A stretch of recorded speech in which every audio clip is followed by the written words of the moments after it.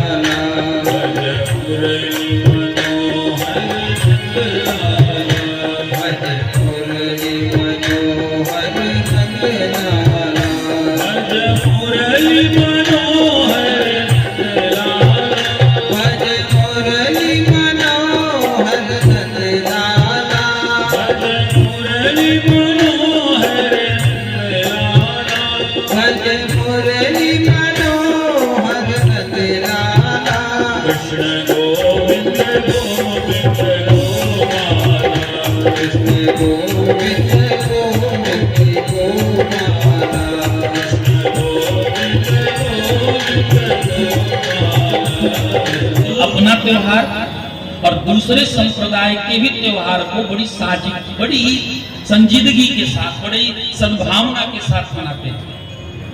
एक तरफ उस संप्रदाय के लोग हैं जो दुनिया के सबसे शांतिप्रिय संप्रदाय में से एक है।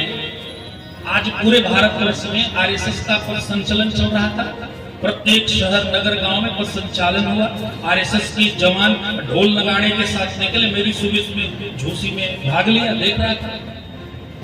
लेकिन मैं जब लौट के आया तो समाचार सुना कि किसी एक संप्रदाय विशेष के देवस्थान से होकर के जब वो यात्रा निकली तो लोगों ने पत्थर बरसाना शुरू कर दिया, जयकारे अपने लगाने लगे, नारे लगाने लगे। उनको ये नहीं पता है कि हम अपना त्योहार, अपना पर्व अपने ही मना सकते हैं, लेकिन अगर हम अपनी पे उतर आए तो तुम्हारा एक भी काचिया करबला के पास नहीं पहुंच पाएगा। सड़कें हमारी हैं, रास्ता हमारा है, खेत हमारा, खलिहान हमारा।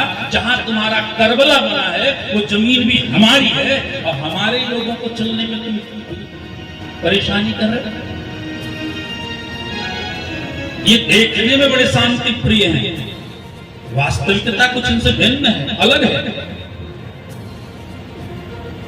जो पूरे राष्ट्र के लिए समर्पित संगठन है, राष्ट्रीय स्वयं सुरक्षा संघ, जो केवल राष्ट्र की उन्नति के बारे में सोचते हैं, ऐसे लोगों के ऊपर पत्थर फेंकना ये देशद्रोह से भी बड़ा पाप है और इनको इसकी सजा मिलनी चाहिए। वो चाहे उत्तर प्रदेश की घटना हो, चाहे महाराष्ट्र की घटना हो और चाहे भारतवर्ष की किसी भी कोने की घटना हो, ये उन सरकारों का उत्तरदायित्व बनता है।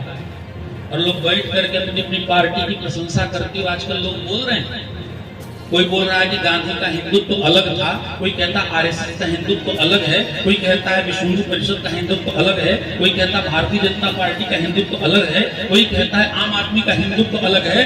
जो लोग ये डिबेट में बोल रहे हैं, मैं उनसे ये कहना चाहता हूँ, एक बार उसी डिबेट में बैठ करके बोल दो कि जिन्ना का इस्लाम अलग था, जाकिर हुसैन का इस्लाम अलग है, मोहम्मद साहब का इस्लाम अलग है, पाकिस्तान का इस्लाम अलग है, इराक का इस्लाम, एक बार बोल के दिखा दो।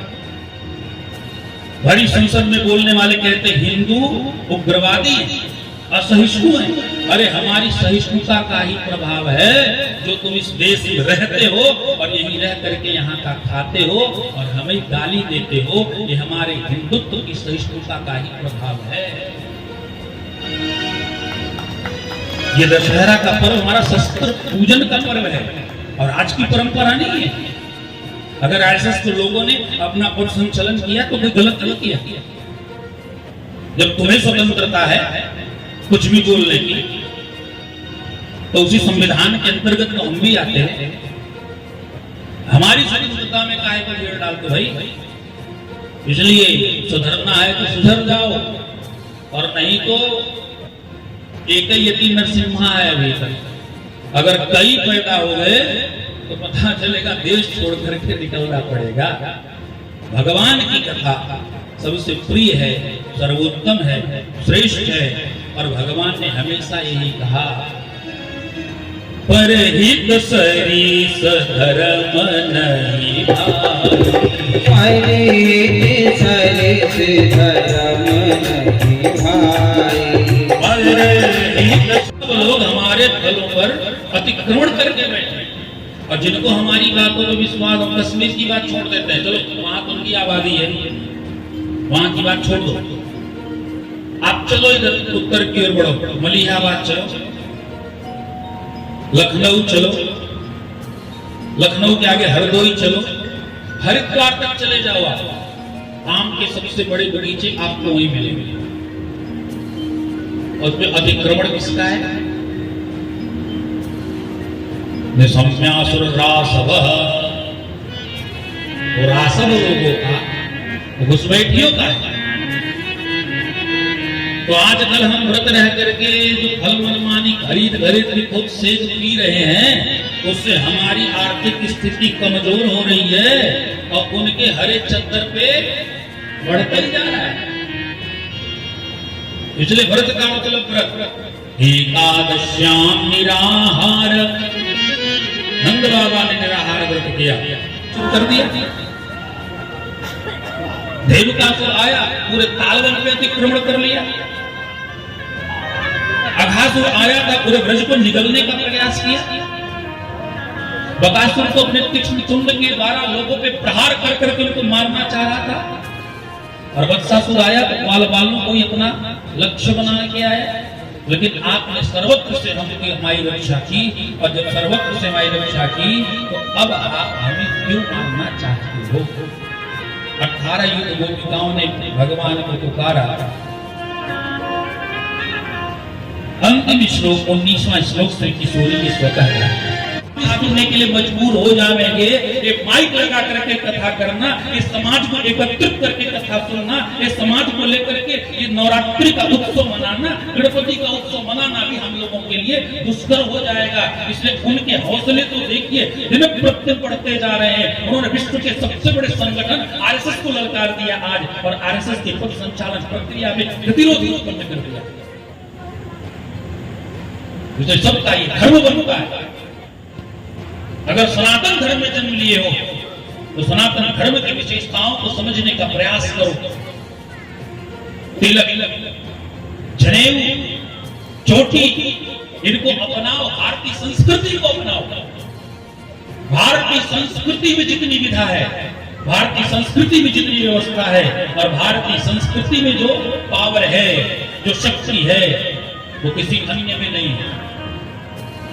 भारतीय संस्कृति ही सर्वश्रेष्ठ संस्कृति है, और भारतीय संस्कृति ही सबका कल्याण करेगी, वो जगत के कल्याण के लिए है। भारतीय संस्कृति किसी व्यक्ति, किसी संप्रदाय के कल्याण के लिए नहीं है। भारतीय संस्कृति माध्यम से संपूर्ण जगत का कल्याण होगा, और भारतीय सनातन संस्कृति पद्धति के माध्यम से ही लोगों के अंदर मानवता का संचार किया जा सकता है। अन्यथा ये छोटे छोटे जो वर्ग और समूहों में बटे हुए कतिपय छोटे छोटे जो पंथ हैं, इनके द्वारा सनातन धर्म में अवरोध ऐसे समय उत्पन्न किया जाता रहेगा। इसलिए भारतीय संस्कृति मूल है, और भारतीय संस्कृति को संभालना चाहिए।